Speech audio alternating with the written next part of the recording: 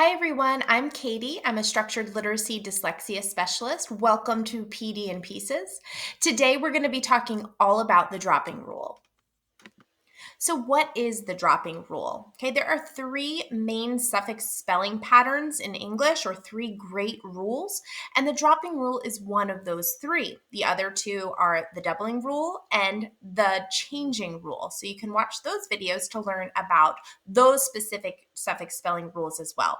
But this dropping rule tells us that when spelling, we need to drop the final E from the base word when adding a suffix that begins with a vowel. So this rule only applies to words that end with an E. Base words that end with an E when we're adding a vowel suffix, a suffix that starts with a vowel. So let's take a look at some examples. If we have the word hike, this is a base word that ends with the letter E, and I'm adding the ing suffix, right? That's a suffix that starts with a vowel. Well, what do I have to do? I have to drop the E before adding on the ing. So it's rewritten as HIK, drop the E, ing, hiking. Let's look at another example.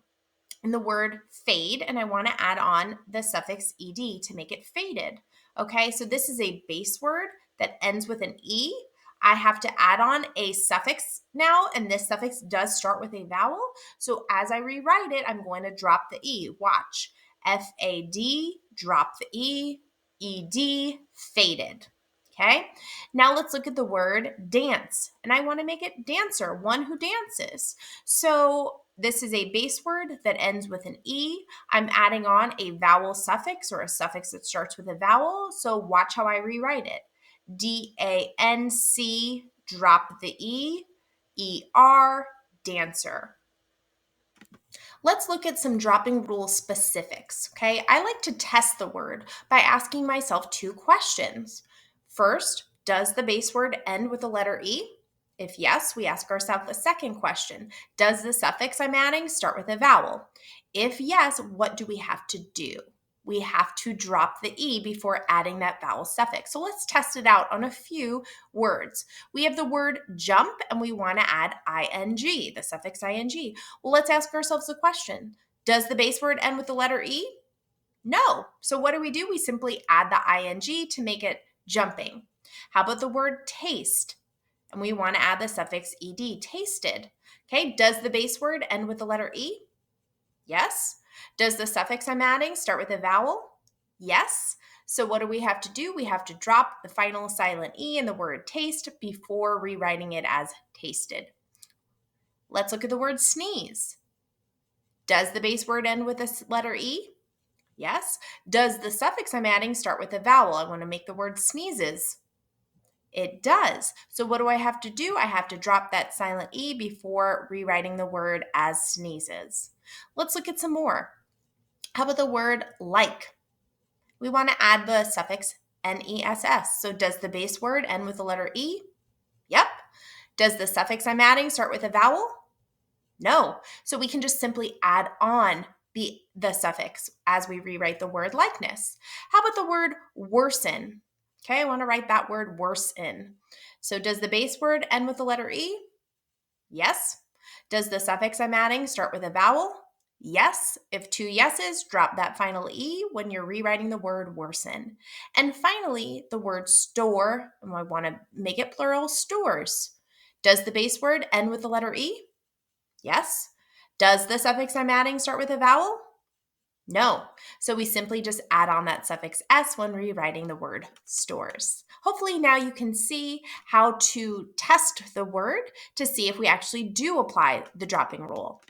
So the dropping rule is definitely considered a spelling rule, but it's also super helpful to know for reading. Okay, if we know this rule, then we're going to be able to pronounce the vowel sound accurately within that base word. So for example, if we look at the word sliding, okay, is it slitting or is it sliding? First of all, slitting is not a word, but how do I know that this word is actually sliding? When you're decoding an unknown word, a really helpful and useful strategy is to break the word down into its morphemes, so its smallest units of meaning. So these morphemes include prefixes and base words and suffixes. So if I were to break this word apart, I see that the base word is actually slide, not slid.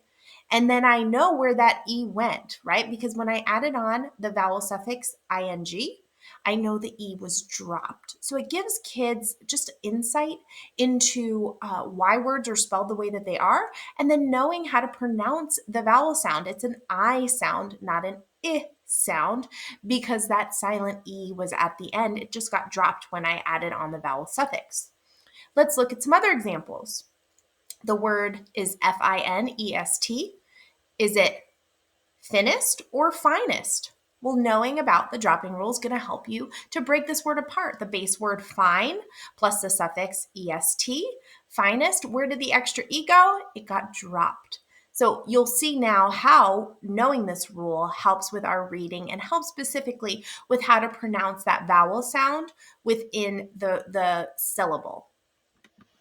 Let's quickly go over some quick facts about the dropping rule. Typically, this rule is taught right after students have learned about VCE words, words that follow that vowel, consonant, E pattern, sometimes known as magic E words or silent E words. Okay, it's best taught right after that because now they can learn how to apply the dropping rule to all of these new words that they have learned to read and spell. There are some exceptions. They're pretty uncommon, but there are some that you need to note. First, there's an exception for dropping the E when we're preserving soft sounds. So, for example, in a word like peaceable, or outrageous, if you removed that E, that final silent E, then the pronunciation of the C or the G would change. It would become hard. So we want to retain the soft sounds and preserve those soft sounds so the final silent E is kept. Another reason why we would keep the final silent E is to differentiate between homophones, words that sound alike but have different meanings and different spellings. So for example, the word dyeing, D-Y-E-I-N-G, which is like changing the color of fabric, that word retains the E to avoid confusion with the other word dying, D-Y-I-N-G, which means passing away. So hopefully now you understand the dropping rule, what it is, and why it's important. Thank you so much for joining me today as we explore bite-sized PD and pieces as it pertains to literacy. Hope to see you back here soon.